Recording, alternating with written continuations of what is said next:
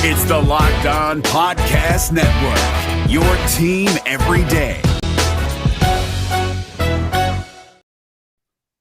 Good morning, everybody. It is Sunday, so that can only mean one thing. You've got myself, Ross Jackson, at Ross Jackson Nola, my good friend, good buddy, good pal, good co-host, Cody Roark at Cody Roark NFL. And we're here with you for a new episode of Locked On NFL Sunday. We are live. Thank you very much for tuning in. We got a lot of topics to run through today as we are recapping the week of action and all the biggest stories across the league. We'll get a little bit of help from our friends today, but before we start to let you know what's going on in today's episode, Cody, how are you, man? Hey, you know what, Ross? I'm doing really good. We had a crazy week. I felt like last week was really crazy all across the NFL. We had Peloton Gate. We had all this stuff going on. Guys going to, destinations we never thought they'd go to. And, I think it's going to, make for a very interesting offseason. As we talked about last Sunday, this is probably going to be the most craziest roller coaster ride of an offseason that we've had in quite some time, man. And I'm very excited. I get to break it down with you here every Sunday. Yeah, man, absolutely. So we're going to continue to be here with you throughout Sundays here throughout the offseason, just recapping the week's worth of action.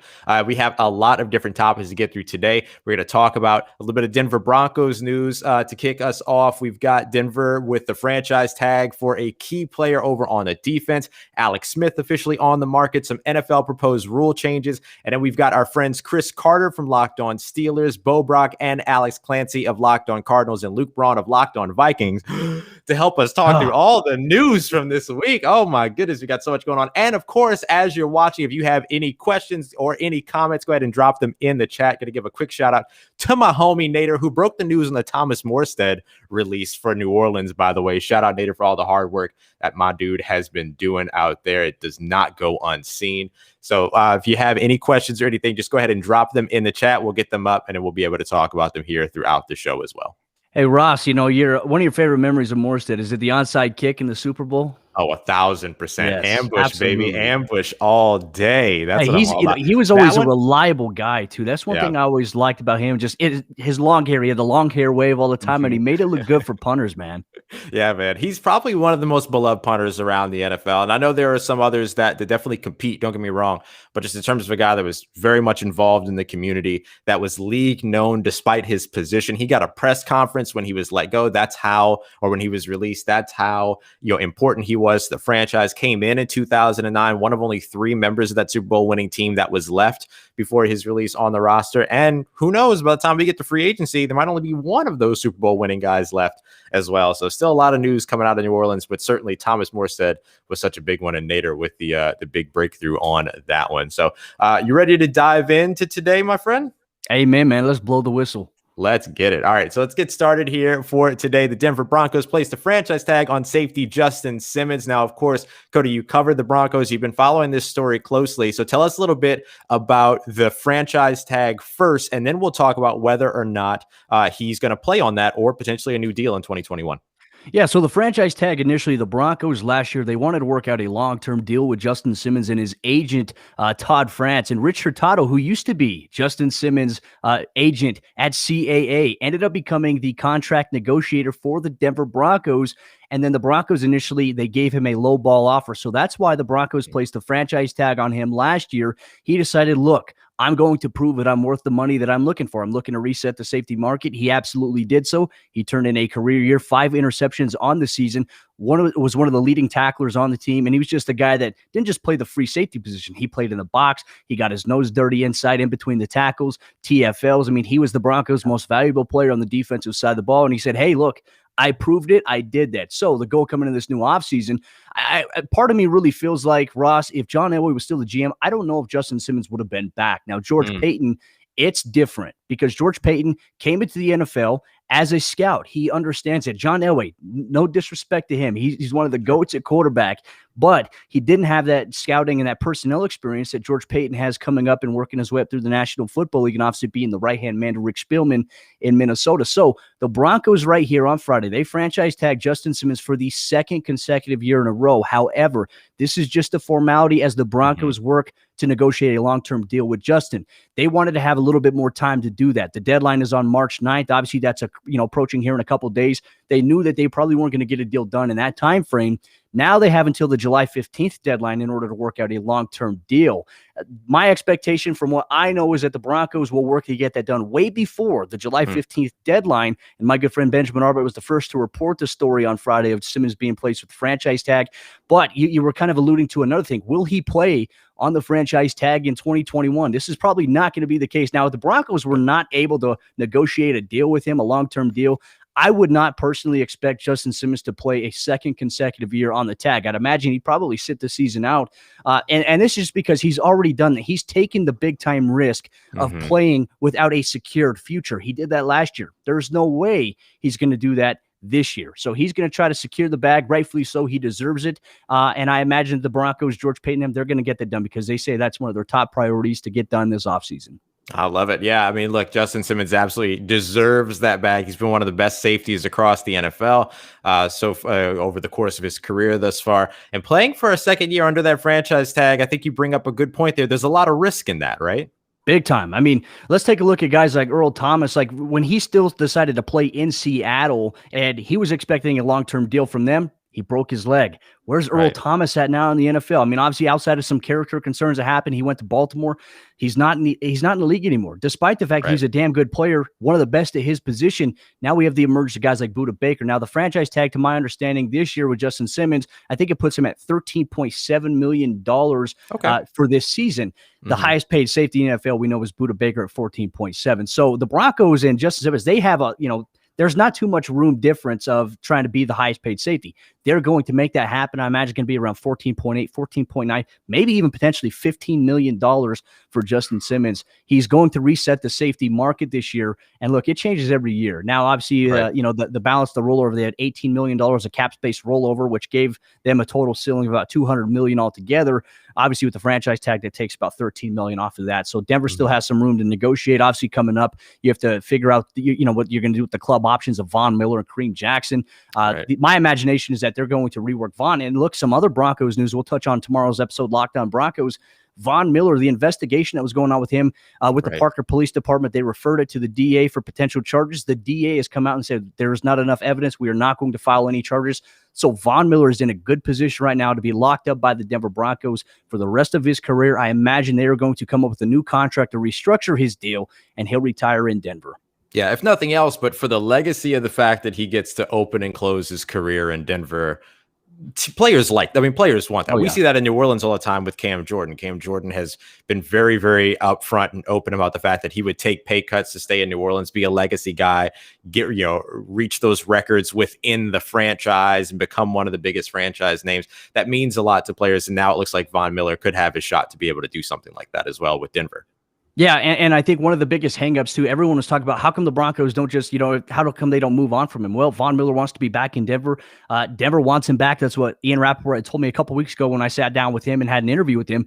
And the thing that stands out to me is the NFL, they were waiting to kind of figure out what the whole process was with Von Miller. If there were going to be charges, he would have been facing NFL discipline. So for the Broncos, they were kind of in limbo, like, hey, we got to wait till this investigation pans out before we figure out what we're going to do. But unfortunately, they were against the deadline with the March 17th decision on the club option. So now they have more room to be able to restructure, negotiate, and have a better idea what they're going to do going into next year.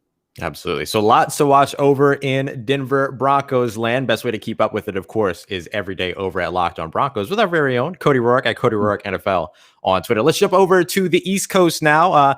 Alex Smith officially released by the Washington football team. So this was something that we kind of knew was coming. It sounded like it was going to be kind of down the road. Washington's press release seems to indicate that it was more of a mutual decision. Maybe Alex Smith sort of saying, I feel like I wasn't really supposed to come back in terms of your plans. Let me get out of here and let me go somewhere else. And then Washington granting him that release. So now the big question is, where does Alex Smith play in 2021?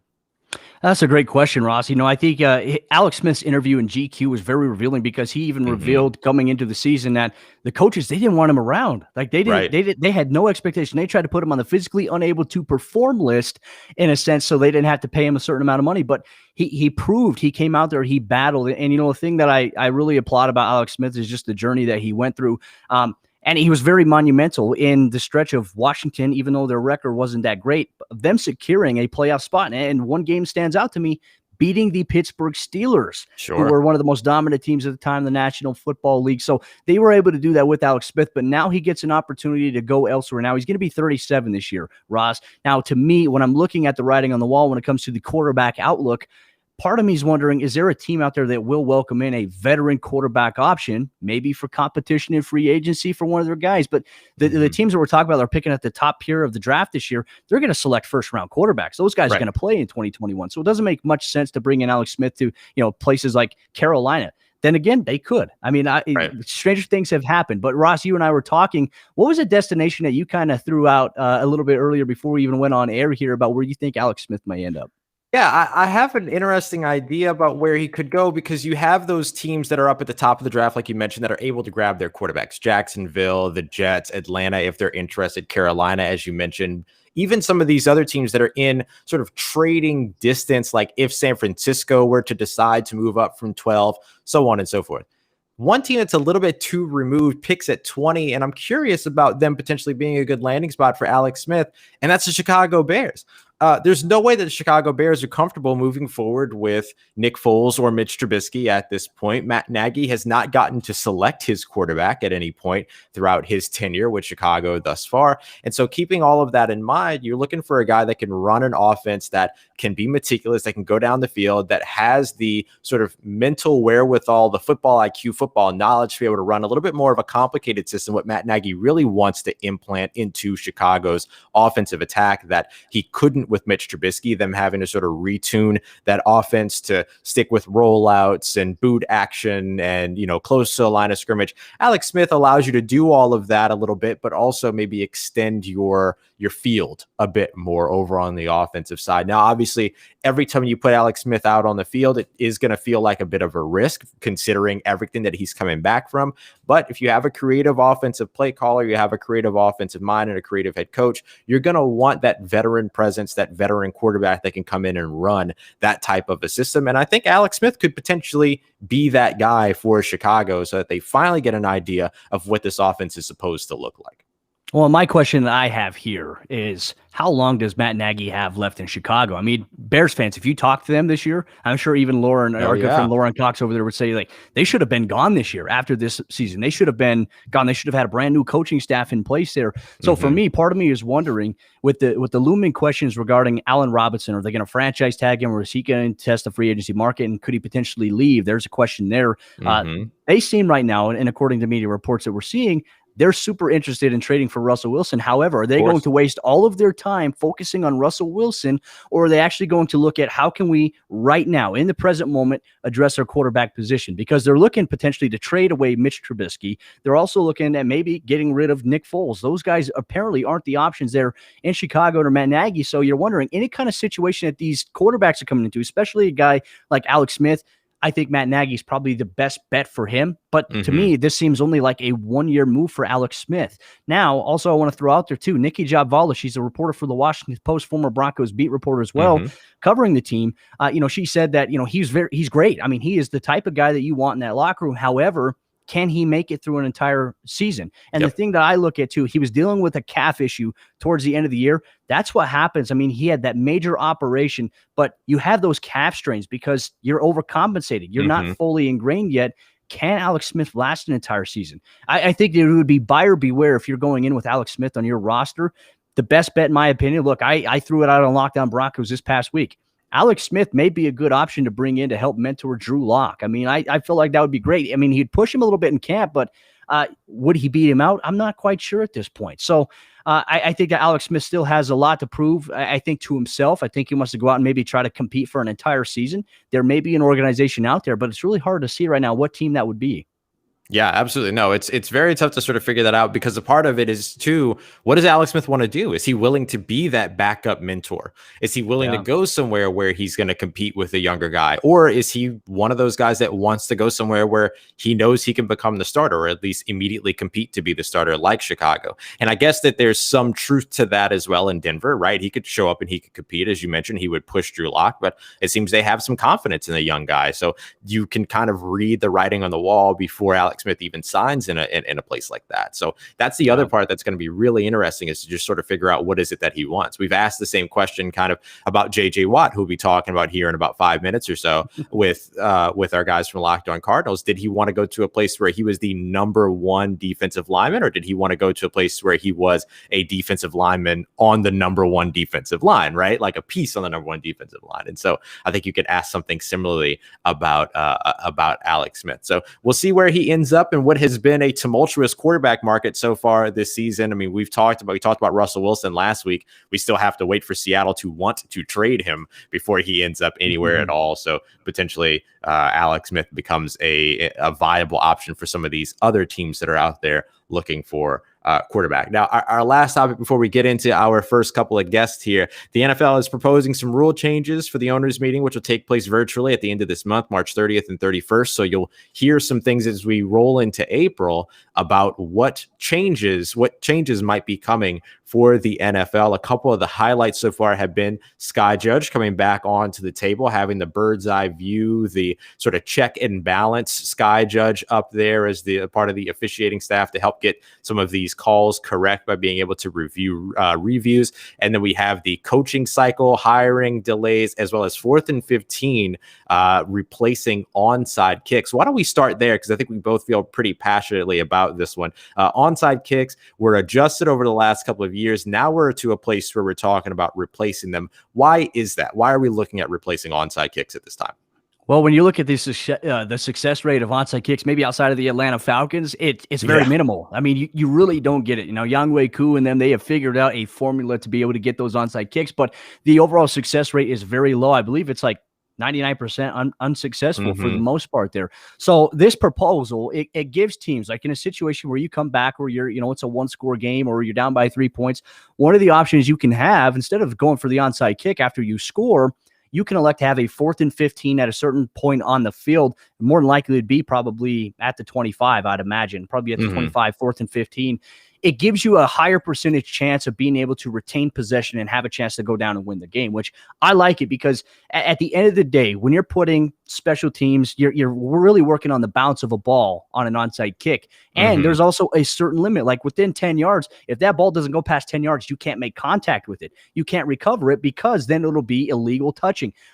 There's so many disadvantages for the onside kick that when you put a 4th and 15 out, you have at least, in my opinion, you have at least a 35% chance of being able to retain possession. And so what would happen is you convert on that 4th and 15, bam, it's 1st and 10 for you at a certain spot of the field, and then you can drive the field. I think competitively, it would make the game a lot more entertaining and ratings-wise. I mean, Ross, we always see it all the time. Towards the end of games, they're like, hey, we're going to take it to this place. We're going to go to Tampa Bay and Atlanta where we have a close game here, and they're going for a 4th and 15 attempt to retain possession to try to win the game.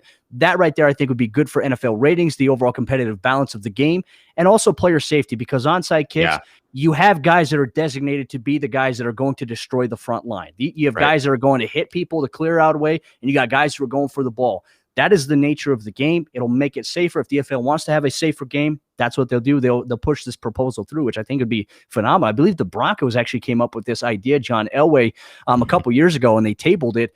But, I mean, there's some traction that it actually could go through.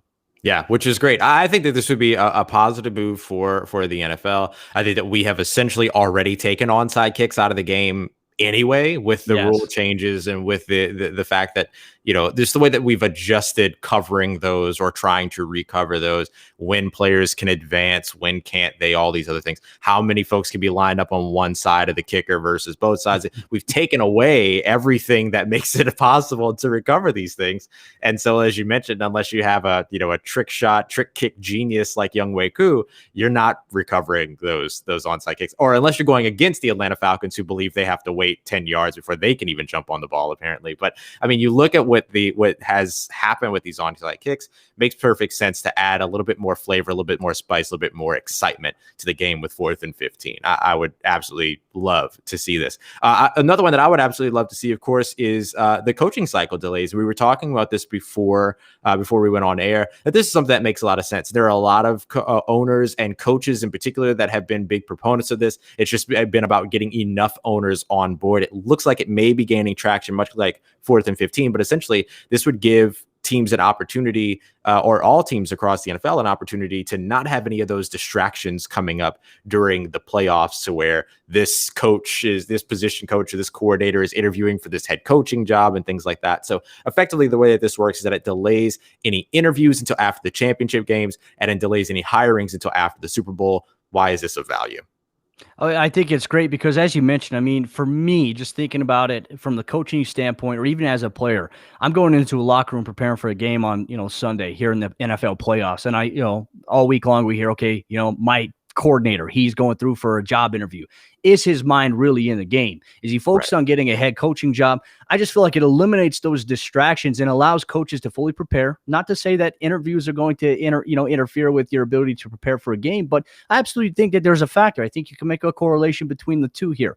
And I just think it gives every team an equal opportunity, because some teams, they want to line those up and they want to have things in place. That way, when the season's over, bam, they could make it official. I think every team gets an opportunity to interview the right pieces, the right stakeholders for a job.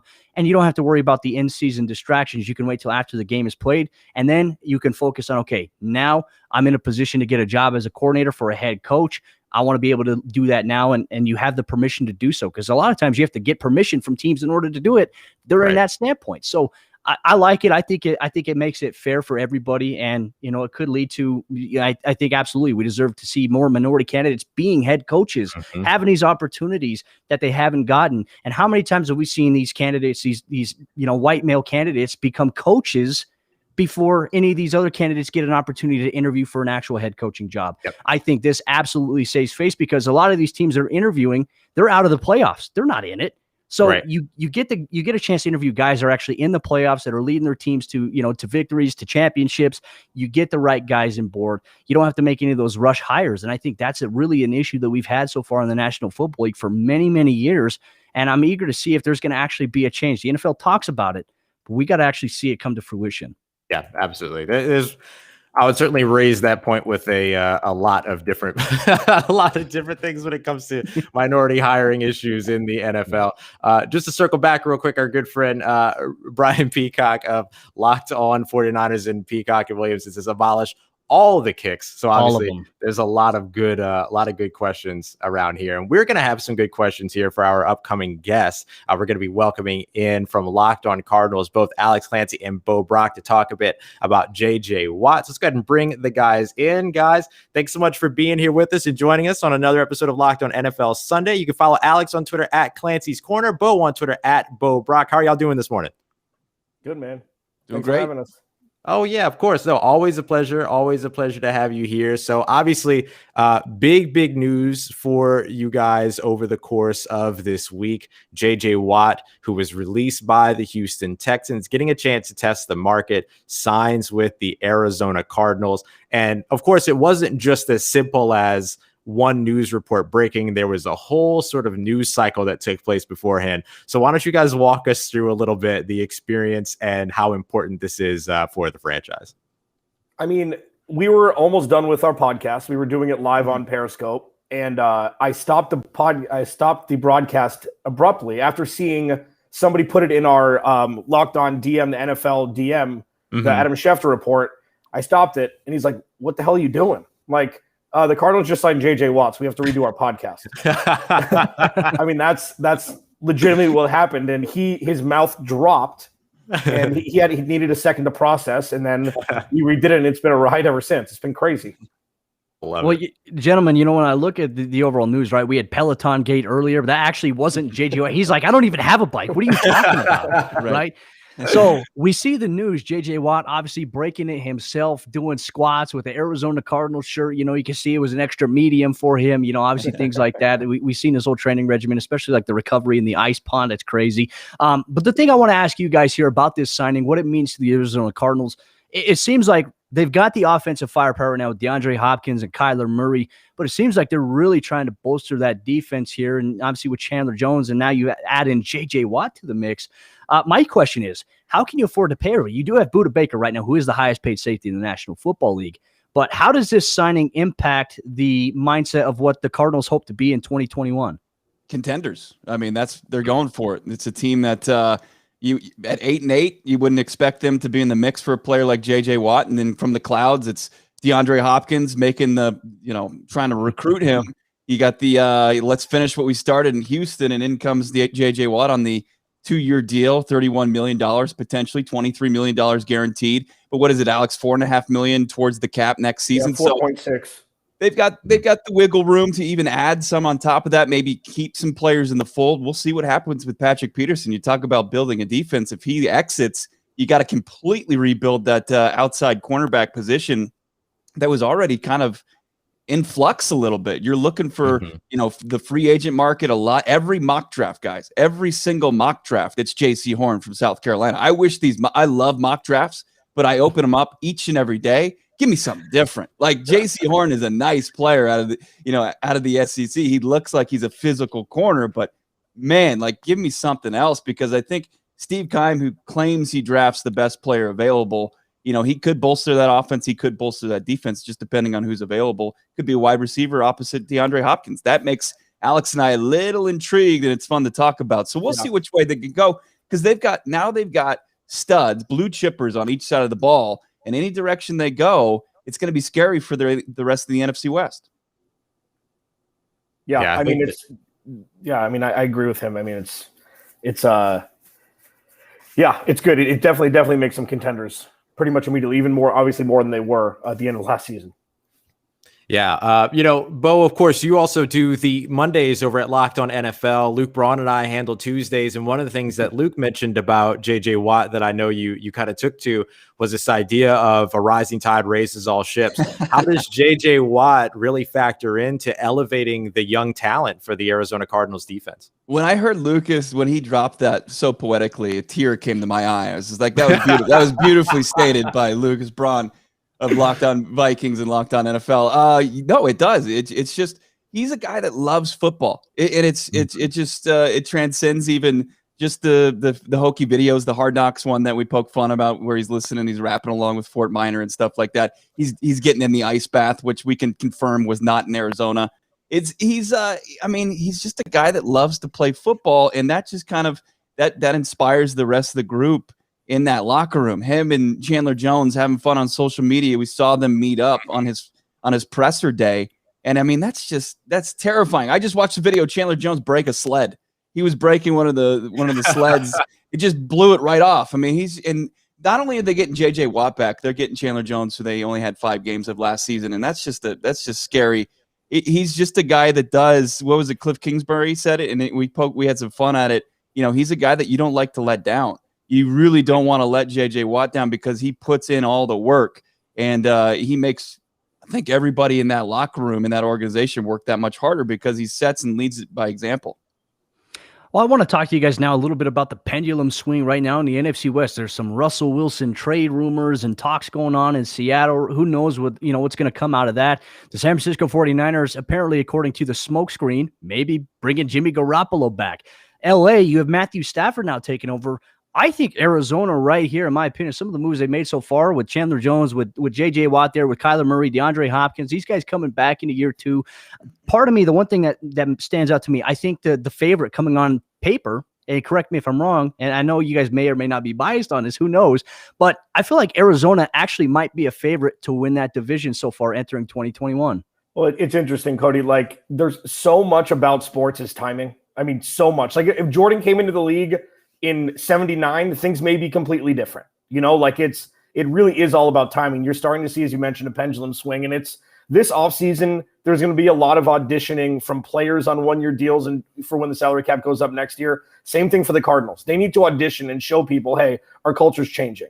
The culture's changing. They signed J.J. Watt, DeAndre Hopkins, Chandler Jones, Kyler Murray. We have our pillars for the future. Do you want to be a part of it? And this is a perfect time to see, with John Schneider and Pete Carroll kind of being exposed a little bit in Seattle, and we have no idea what Matthew Stafford is under the bright lights. In San Francisco, there's a lot of question marks surrounding them. So you're right. I mean, I wouldn't necessarily put him as the favorite, but this is a very exciting time to be backing the Arizona Cardinals. Because, I mean, we'll find out in 2 years. Either this is going to work or Kyler Murray is going to go play baseball. Like, I mean, we have no idea. But, like, this is the perfect time for the Cardinals to start gaining momentum, because you're seeing 2 of the 3 other teams decelerating a little bit, and the Rams are just going to be the Rams. They're going to be there, and they actually have a competent quarterback, so we'll see.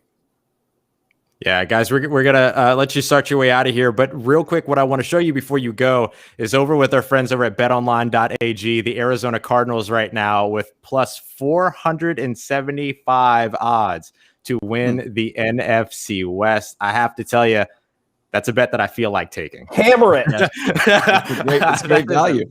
It's great value. That is a big time bet. Consider that the last 3 years, it's been a different division winner. I mean, there's just so much parity. You just can't, if you think you know what's going to happen. I mean, people were talking at this time last year, like who's going to beat the San Francisco 49ers? And the 49ers, I mean, unfortunately, the rigors of the NFL just reared its ugly head on them, and they had all those injuries, and they win 6 games. So, I mean, anything can happen. But when you look at just talent on paper, I think the Arizona Cardinals at plus 475, that's a good bet. That's a lot of great value. Yeah, exactly. I'm not mad at the money, baby.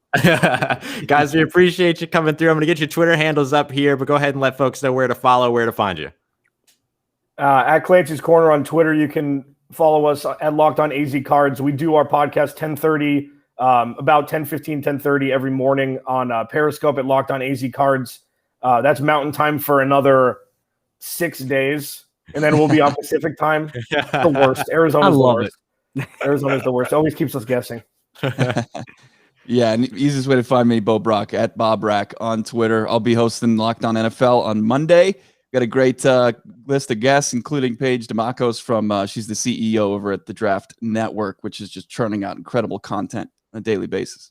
JC Horn. That's where we get all the JC Horn love. I love it. Awesome, guys. Well, we appreciate y'all very much for coming through. Always a pleasure to speak with you. Y'all go ahead and keep up with these guys over at Locked On Cardinals. Y'all stay safe and take care. Best of luck as we move forward through the offseason. Thanks, man. Bam.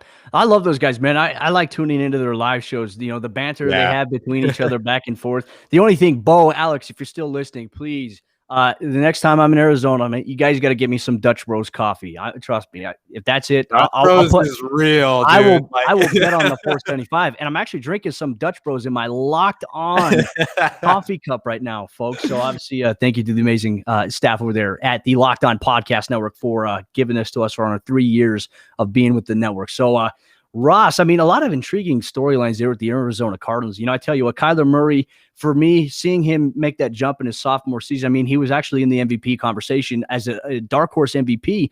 I mean, this is a guy that had multiple passing touchdowns, 10-plus rushing touchdowns. I mean, he was fun to watch last season. So the one thing I want to take a look at with Arizona, can they be that team that rises up? I think defensively, we saw them actually turn in some very strong performances. Can they keep Patrick Peterson, though? That, to me, is a big question mark because he could become a free agent. He could go elsewhere if they decide to release him as well. There's some talk on that, but obviously we'll see how things go. Yeah, I mean, look, there's been so much changing around the NFL already so far this offseason. At this point, I wouldn't be surprised by anything as we continue to move forward. And certainly, you know, a franchise that has undergone some change here recently ended up staving off a little bit of a big shift at the quarterback position here this offseason with Big Ben Roethlisberger agreeing to return to the Pittsburgh Steelers. To help us talk about that, we're going to bring in our good friend from over at Locked On Steelers, Christopher Carter. Chris, you can catch on Twitter at where are you? At Carter Critiques. Sorry, I lost my video for a second. At Carter Critiques on Twitter. You can catch him every Monday through Friday, Locked On Steelers, as well as Fridays with your boy Q over at Locked On NFL. Chris, how you holding up, buddy? Doing great, guys. Glad to be back on the show. You guys are killing it as always. Hey, appreciate you, man. Always a pleasure to have you here. Like I said, Chris, I always love your energy, man. You got like it could motivate me to eat a sandwich, like legitimately, I could totally. But starting things off, you know, Chris, obviously the offseason, there were a lot of questions coming in. I think even like last week about what's the future going to be like for the Steelers? What's the future of Ben Roethlisberger? I mean, his cap hit was going to be around $41.25 million. That is a lot considering they had such a hot start last season. Then they fiddled out towards the end there and just. I don't know what it was. I mean, I can't really put my pulse on it. You probably have a better idea than I do. But now he's restructured his contract. There was a mutual agreement between he and the organization. Like, hey, in order for us to bring you back, you have to kind of restructure your deal a little bit. What does this move do for Pittsburgh in terms of their long-term outlook at quarterback? Because as Ben gets older, they have to find a replacement for him eventually. They do. And I think that they are very well aware of that. They just know that the replacement isn't on the roster. They took a mid-round shot at Mason Rudolph. He hasn't become, the guy that's the consistent starter that they say, hey, we could definitely bank on this guy. And that's kind of what you do when you have a franchise quarterback or a guy that you believe in, right? You don't spend too many high first round picks on the guy unless you're big, unless you see, hey, like this is the perfect guy. But the Steelers over the years, they've been investing in trying to rebuild their defense, which they have. They've been trying to get new weapons and younger weapons on the offense, which they have. And now this year, I think they're going to be looking at offensive line and say, hey, let's get this offensive line younger again. Let's get a running game back on this team because they ranked dead last in the league in rushing yards. I think the emphasis right now, Cody, is they know that Ben Roethlisberger, I mean, at the end of the year, you saw through the early part of the year, he played very well. At the end of the year, he fell off. But when you look at the reason he fell off, it wasn't because he couldn't throw the ball. It wasn't because he got too old. It's because he stopped reading the field. I think if he wasn't as good as throwing those underneath passing concepts consistently throughout a game when teams especially were looking for it because they said, hey, we're not scared of your ability to run the ball. So I think the Steelers, their plan right now is, hey, we're going to go at it again with Ben. They restructured his deal, so basically he has voidable years after this next season, which means they'll be able to spread out the rest of his cap hit over the next 4 seasons. They'll be fine with that. They have a ton of cap space in 2022. And what this deal does, guys, is that it cleared off $15 million off the books this year. They're cap compliant based on what model you use. If it's over the cap, ESPN, SpotRec has them like $7 million under the cap now, and they could still restructure Stephon to extend David DeCastro, Joe Hayden, or Steven Nelson. Get ahead of the deal on T.J. Watt. Maybe extend some other players. Restructure. They have tons of moves to make to get them well under the cap to make any more signings they want to make. On top of, of course, making sure they have enough money for their rookies. But the whole point was they don't got the guy right now. If they went and tried to get a Teddy Bridgewater or a Cam Newton or someone else or a Dak Prescott, all the money that they would get from letting Ben Roethlisberger retire would be immediately put on this new quarterback, and then they would still have the problems that they have right now that they need to address primarily in the offensive line and at running back. It's a really good point, right? The idea of the money actually freeing up as opposed to just reallocating where you're spending that money by bringing in that new quarterback. Chris, you and I did a fantastic, if I may say so myself, crossover a couple weeks ago. It's where we talked a bit about, both of our teams, the teams that we cover, the Steelers and the Saints.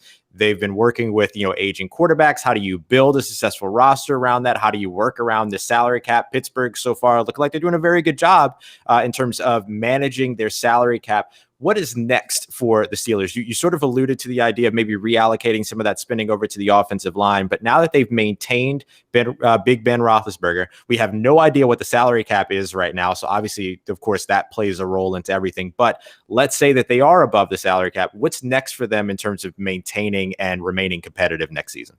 Well, the first thing they're going to do is want to keep the guys that they want to keep. I think Zach Banner at offensive tackle is a huge want for them. He earned the starting position for them this year, and they were very excited about how he was performing out of training camp. And in the first game of the season, he tore his ACL. So their offensive line took big hit after big hit this season. David DeCastro was never healthy this year. I mean, he missed most of training camp and then missed like 3 of their first 4 games, and he didn't play as well as they expected. I think that they're looking at this to say, hey, keep Zach Banner. Find a way to keep Cameron Sutton, who is a good cornerback that they've had that can play in the slot and outside the numbers. And then they might try to keep a player like Tyson Alualu, who gives them depth on the defensive front. And then they're going to be looking around and say, okay, what other depth positions can we get a veteran off-ball linebacker who can pair with Devin Bush and not be more of the Buck-style linebacker that Vince Williams or Robert Spillane is, and be more of a guy that's like Devin Bush to say, hey, we want you to be able to go gap to gap and tackle to tackle and play that kind of role and help against the pass. And then maybe get a backup tight end. Figure out the positions that they're the most weak at and get some help there. And that's what Kevin Colbert, the Steelers GM, often does. He often tries to, with free agency, make the hires that make it so that there's no one position that they absolutely have to draft in the first round of the NFL draft. He wants to say, hey, we're even keel across the board. There may be some positions that we want to address more than others, but it's not like if we don't draft this one position, we're doomed. And I think that's going to be the goal this year. That's what they did last year, and before they drafted Chase Claypool. So I expect moves like that right now. And again, they're going to try to open up as much cap space as possible.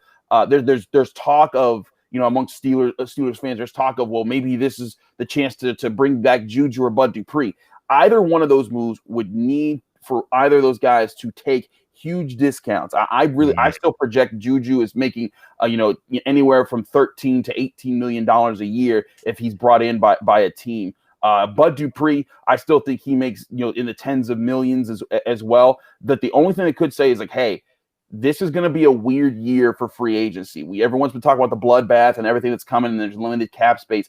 You might be able to sign a better deal next year if you hit free agency. Why not just take a 1-year flyer deal and then go back next year into free agency and figure that out? Maybe that works and gets one of these guys, but that's a long shot, just like getting J.J. Watt was always a long shot for the Steelers. Sure.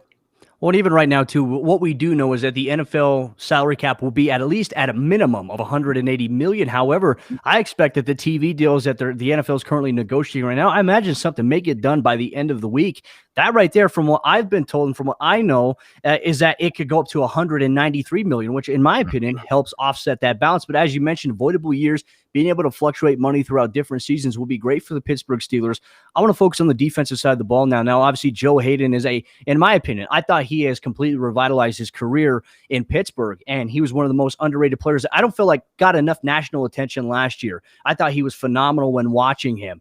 And obviously, there was a little soundbite when the Broncos played the Steelers. KJ Hamler running, he gets pushed and he goes, "Damn." Because he was just talking about, I'm the strongest guy out here. I bench, all this stuff. But he's a fun guy. I lift weights. And then he just gets bowled over by one of the smallest dudes in the league there. But the thing about Joe Hayden, John Clayton had put out, he's like, he expects that the Steelers are going to cut him. And Joe Hayden says, actually, according to sources, I don't think that's going to happen. He obviously means something to Pittsburgh. Now, what do you envision for them doing this offseason at defensive back? I really think that they're going to extend either him or Nelson or both.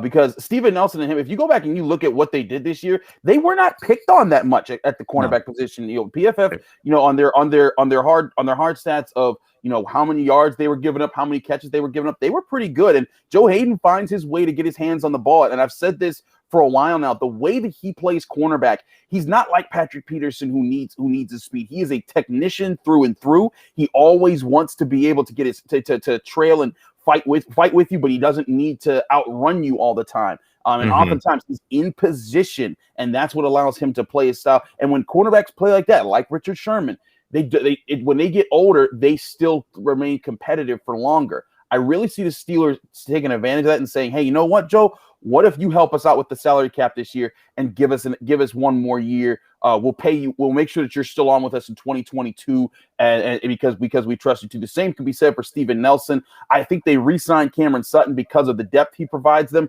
They'll want to re-sign Mike Hilton, but I think that he's going to get paid better by another team to play slot cornerback this year with the help that he also brings against the run. Safety's where it's going to be interesting because Minkah Fitzpatrick and Terrell Edmonds are on the 4th year of their rookie deals, and Minkah's absolutely staying. That next year when his 5th year option is up, I would expect the Steelers to try to do something along the lines to try and make sure like, hey, let's lock you in and keep you here for a very long time. Terrell Edmonds, on the other hand, maybe not as much. I know they really like Terrell Edmonds, and I think that he's a heck of a player. But I think that they're going to be like, maybe we need to draft a younger safety so we're not dumping too much money into one position right now. So there's going to be interesting questions there, but I think one thing you'll see the Steelers do in those middle rounds, they'll look for a slot corner or an outside corner or a safety, or maybe guys who can play around and flip around the field a little bit and do all those different things. One guy that I covered at the University of Pittsburgh, Damar Hamlin, and he's from Western Pennsylvania. I think that he fits that bill perfectly. Yes. If they could get him in the 3rd, 4th round. You're like one of the only other people that has actually talked about Damar Hamlin. Like I was talking with Ross around the Senior Bowl. I was like, Damar Hamlin is a guy that I would absolutely love because when I did a film study on him against Penn State a couple years ago, he was going against KJ Hamler, and this guy, he's a thumper. I mean, he is a thoroughbred thumper, and he is a phenomenal piece. And I think obviously with the hometown ties, that would be great. I think to keep him there, and even Paris Ford would be an intriguing option there, but. I think the Steelers have a lot of options, in terms of free agency. I think they'll get a little bit more clarity once the full salary cap is revealed for this upcoming season, which I anticipate we're going to find that out probably before free agency begins. I imagine that's going to be the stakeholder, and they have to get that done. I hope so. I know, right? Could you imagine the limbo that's going to be caused by so many teams are like, hey, I don't know what the salary cap's going to be yet, so we can't really do anything. And they're supposed to be compliant by the 17th as my well. goodness. Like there's so many different factors to it. So I completely agree. It's kind of a wild time. Chris, we've got your Twitter account back up here. Such a pleasure to have you come through and join us on another episode of Locked On NFL Sunday. Why don't you let the folks know where to keep up with you? As always, you can follow me on Twitter and Instagram at Carter Critiques. You guys can listen to me every day on Monday through Friday on the Locked On Steelers podcast. I'm the Friday host with your boy Q on the Friday episode of Locked On NFL. Catch me on Locked On Steelers. I also write for DKPittsburghSports.com, where I cover the University of Pittsburgh's football, basketball teams, and of course your Pittsburgh Steelers. So check me out there. I'm always doing a lot. And hey guys, thanks as always for having me on the show. Absolutely, man. Busiest man in sports business, bro. We appreciate you taking the time for us. Y'all take care, man. You too, bro. Stay safe. I love having Chris on here, man. Chris, like I said, he's just a bottle of energy, man. You can't capture it because he's just boom. But obviously, he does a great job on Fridays with your boy Q. He's our boy Q because he's everybody's boy. I mean, we love Q. Right. But outside of that, Ross, the Steelers are one of those teams that intrigue me too. And I know we haven't talked too much about it. I mean, we can maybe hit on it towards the end of the show, but the NFL, I mean, there's probably going to be a 17th regular season game added this year too. And I know Denver this year, they have to travel to Pittsburgh for the second consecutive season. It's going to be tough. It's not easy to win there. And so I think it's going to be fun. But yeah, Pittsburgh, a lot of question marks. How are they going to address it? Can Ben be the guy that leads them long term? I don't know. I mean, I have my questions and skepticism about that still.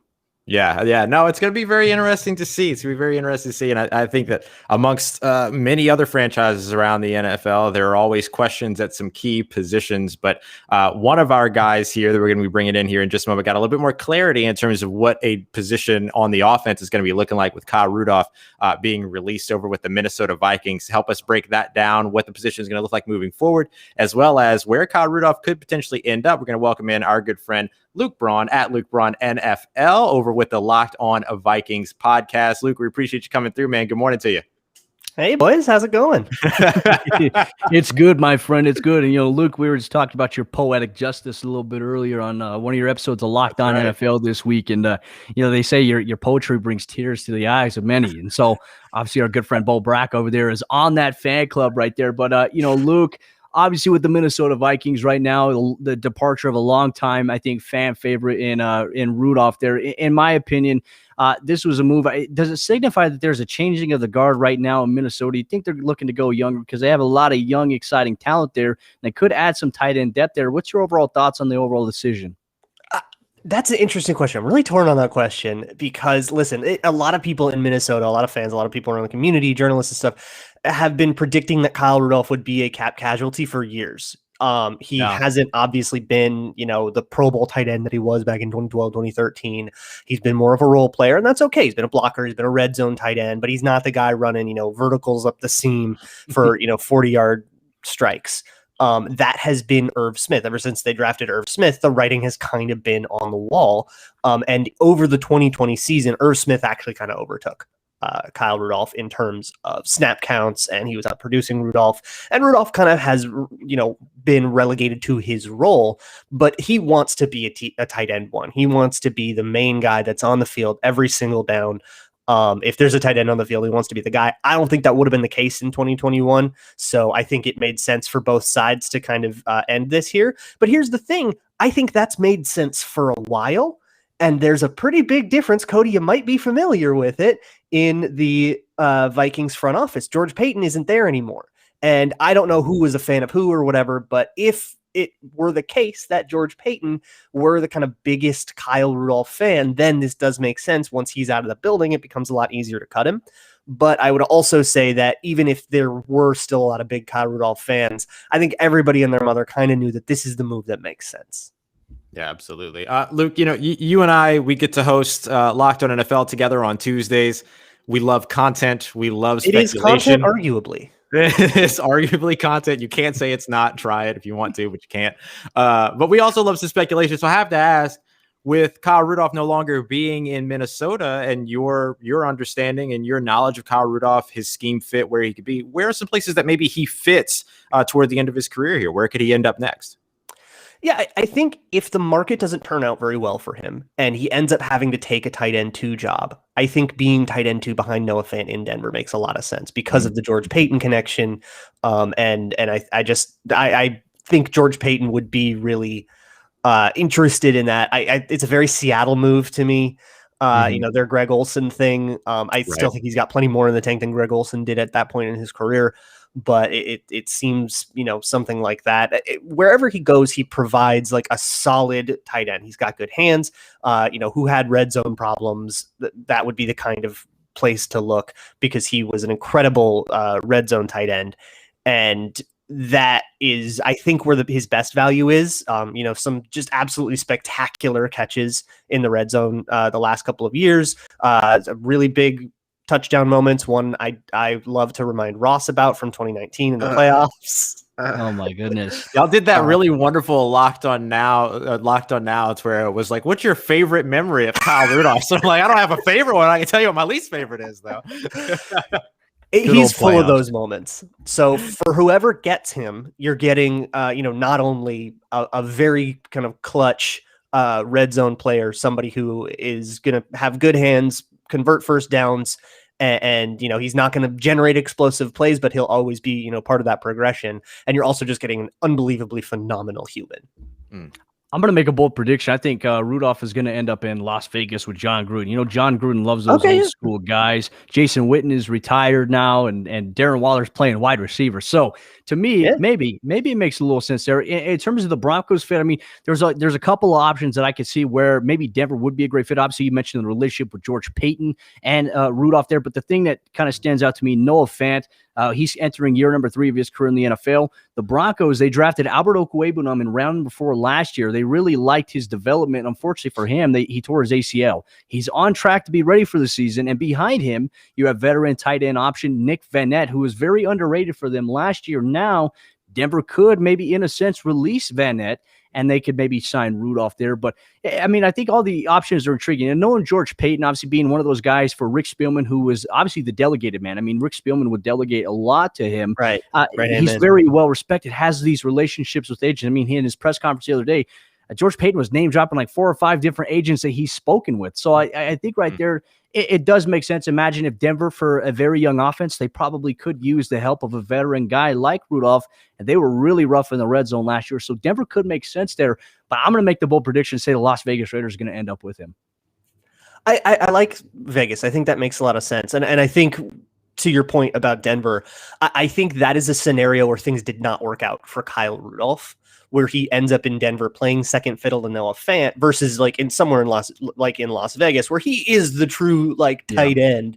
And, he's not competing for reps with Darren Waller. Darren Waller's doing his own thing and he has his own very unique role. I don't think that would be a good outcome for Kyle Rudolph. It would obviously be great for Denver to have a guy as good as Kyle Rudolph and then be able to use him as depth because Noah Fant is good and you have other depth there and compete for that. It's more of the personal relationship. You can't rule that out. But I think, wherever he goes, he'll be a good mentor to young players. I had spoken to a lot of young players in training camp who had kind of said, Kyle helps me along. He's kind of, they're like an undrafted free agent, and Kyle will take his time to kind of take you through something at wide receiver, at tight end. So, I mean, he's definitely still has some value, but he was going to make like $9.5 million, and you could save about half of that by cutting him, and not to mention the savings you put on future years as well. It was time. Yeah, that's a part of it that makes a lot of sense at this point in the offseason in particular, is that what is the production versus the amount of money spent? What's the return on investment? And especially in a season where you're expecting the salary cap to drop, that line gets even thinner in a way. Just to reference a couple of things that y'all have discussed, Denver Broncos 27th in the NFL right now over the course of the 2020 season in converting red zone possessions to touchdowns. Las Vegas 23rd. The worst in the NFL was the New York Jets, which could be interesting. They've been dealing with some injuries with a young guy. Yeah, they do love former Vikings. That is very true. They tried really hard to get Anthony Barr there, and Anthony Barr was like, "Nah, I'm cool." They've scraped up a couple of people that have ended up being cap casual, smaller, like Tom Compton, smaller time people, but it happens. Yeah, absolutely. Luke, we appreciate you so much for taking the time to come through. Got your Twitter account down there at the bottom, but let the folks know where to find you every day and where to find your work. Yeah, of course, you can find the Locked On Vikings podcast wherever you find your podcast. You can find the Locked On NFL podcast wherever you find your podcast. I know Chris just talked about that, but yeah, Ross and I do Tuesdays. We produce something. We definitely publish. We hit a publish button every night, so or every week. Yeah, so it is happens. Audio. Roughly a half hour of audio goes out every Tuesday. We can at least guarantee that. And of course, I write articles too at zonecoverage.com. Let me tell y'all something. If you're an article person like many of us, and you love to read good work, Luke's work over at Zone Coverage is incredible work.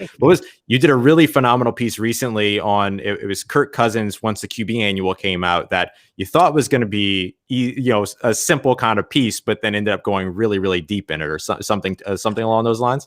It was basically this is my Kirk Cousins QB annual review. The PFF QB annual, if people are unfamiliar, is a really cool resource where they publish a lot more charting than you get with just a PFF, PFF game to game, and you get it with just the lowest level PFF subscription. I think it's worth just that on its own. And so I basically reviewed what that said about Kirk Cousins, what it told us about him. There's a lot of time to throw angles and stuff like that. There's a lot of how he performs under pressure. And essentially it gave us a lot of insights to the whole, does Kirk Cousins need, perfect surroundings, or was the offensive line just really, really bad and probably would have ruined anybody? And that's an interesting question. It is, man. Well, we appreciate you so much for taking the time to come through. I'll talk to you tomorrow. I'll talk to you. Well, we'll talk to you on Tuesday. Oh, yes. Right. Excuse me. I'll talk around to you 1 a.m. Tuesday. Right. Gotta love it. Thanks, man. Obviously, a lot of changes in Minnesota too. I mean, Gary Kubiak, the offense coordinator, he retired. Obviously a lot of respect for Gary Kubiak, kind of pioneered a little bit of the offensive revolution of football in the early part of the 2000s, even through the 2010s. And first year as head coach for the Broncos leads them to a Super Bowl. That's really by the defense, but Gary Kubiak's leadership and ability to get them through some of those situations was very key. So I wonder and obviously his son is now moving up. Now he's going to be the offensive coordinator, if I'm not mistaken. So the Kubiak tree is hoping to expand, kind of keep things similar down there in Minnesota. Kirk Cousins, a lot of eyes on him this season. He's going to have to really kind of step it up if the Vikings. It's tough being that division though with Green Bay with Ron there. Anytime you got to go against Ron 2 times a year, it's never fun, especially where Green Bay just absolutely took it to him. And Kirk Cousins stats a lot of times in those matchups came in garbage time. So. Man, dude, Ross, the NFL landscape is going to be so different. Potentially 17 games. I can tell you this by talking to several players. They're not very happy about having a 17th game added. They really aren't, because just the physical wear and tear that we saw even last year, I mean, it is a lot. And then if the offseason is going to be virtually the same, then you throw them into adding an additional game. God, I don't know. Part of me, I feel with the players. I think it's rough. The NFL talks about player safety, but at least add in another bye week if you're going to add an additional game, in my opinion. Yeah, I think the idea that they're looking at is, the expectations that there will be a preseason. All this kind of folds into what we're going to wrap up with, which is a salary cap conversation, because that 17th game certainly affects the salary cap, as the salary cap is a projection of what the incoming gross will be, or the incoming net will be the following season. And so you add the 17th game, you might reduce the preseason by a pair of games or one game as well, and expect that to be a complete trade-off. And I don't think that is. I agree that a second bye week or something along those lines, even if it is a universal bye week, which might be helpful just in the age that we're in anyway, in terms of the things that we're trying to navigate, there are some interesting sort of components to all of this. But the idea being to add that 17th game right now, I believe it was Peter King over at PFT that mentioned that right now it looks like, this isn't final, but right now it looks like the AFC teams will host that 17th game. Next year would be the NFC teams. That's sort of the thinking at the moment. And so you have that 17th game. The Super Bowl gets pushed back a week. It goes a little bit deeper into February. We do get more season with less preseason, but you're right. There is a little bit of give and take here in terms of player safety and how all of this sort of factors in terms of making sure that players can play that 17th game and then up to 4 games in the postseason. Hey, must be the money. That's what. Right. Financially, I mean, I get it. The NFL's revenue, TV deals. Now, here's the deal. I think a lot of this really hinges on these network deals. I mean, these rumored network deals that the NFL is working on, I mean, it's expected to be higher than they've ever been before. I mean, the NFL, they requested a 100% increase, and Disney was like, no, we're not doing it. So that's really just the holdup is Disney. Everybody else is in. That's why I said it last week. I really think Amazon could come in and swoop. I mean, to be honest with you, being able to expand that platform even bigger, Ross, I mean, it's going to lead to more money. Players see that, but players also view player safety as one of the highest priorities. And we're seeing it right now. I mean, there's still an ongoing issue with even former players in the NFL not receiving the necessary healthcare benefits when they're done with the game. And that to me is a huge issue in the day and age that we're seeing with concussions, with CTE, and, unfortunately the whole situation with, with Vincent Jackson. I mean, Right. this was a major topic of discussion on the I Am Athlete podcast, which, ladies and gentlemen, I mean, it's on YouTube. It's phenomenal. Brandon Marshall, Channing Crowder, Chad Ochocinco, and Fred Taylor, and some special guests. But the deep conversations that they have as former players, seeing what's happening right now with some of the players that they played with that are in the same age range as them. That to me is super concerning. And I hope the NFL, and Ross, this is a big hope. I hope that they see things like this. They listen to the guys that have actually went through the battle. They've went through the war of actually banging helmets and pads with people on Sundays for many years. The NFL needs to listen to players like that. And that's where a lot of these conversations with the NFL and the NFLPA are super important, because there seems like there's such a level of a disconnect between the two. They've got to figure this out, because at the end of the day, look, we love this game. We've played it. We have our experience with it. And these players, I mean, it is their livelihoods post-football. And I think for people to minimize that is absolutely insane.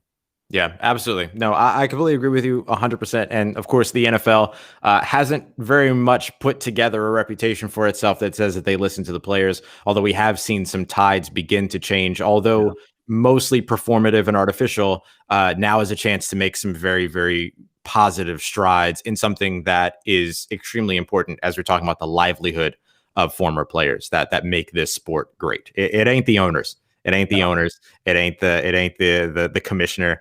It's the players that make this league great, and they're the ones that deserve the care in and outside of the league itself, while active or inactive. So we're on the same page there. And as always, we'll be back here on the same page, same channel, same time, heading into next week, as we'll have our next Locked On NFL Sunday. And then all of a sudden, we're into the legal tampering period on Monday. It's going to be insane. I'm excited. Legal tampering period. I love the lingo for that, because the illegal tampering, I mean, it's been happening for quite some time. It's just hush, hush. A lot of conversations under the radar, off the record there. But, now, I mean, it's going to become legal. And then we have NFL free agency frenzy, folks. And we're going to have you covered on the Locked On NFL Network. I mean, every podcast, if you're a fan of whatever team that you root for on Sundays, we have a podcast for you 5 days a week, Monday through Friday. You get the best exclusive coverage from the local experts on the biggest stories. And you got to make sure you hit that subscribe button on your favorite podcast provider, Apple Podcasts, Google Podcasts, Spotify, and our good friends over there, radio.com, for the teams that you support and root for on Sundays. Absolutely. I love that new radio.com app. Actually, I've transitioned a little bit over to radio.com. It's a clean app. Guys, we appreciate you very much for coming through and for joining us today. We'll be back with another hour for you on Sunday. Should be around the same time, but obviously just keep locked in with Cody at Cody Rourke NFL, myself at Ross Jacksonola, and with Locked On NFL at Locked On NFL Pods, so you get the most up-to-date information for our live Sunday shows and everything else going on around the network. Yep. Thank you so much for joining us here on this beautiful Sunday, wherever you're at. If you're an NFL fan, stay safe. We'll be back next Sunday for a brand new episode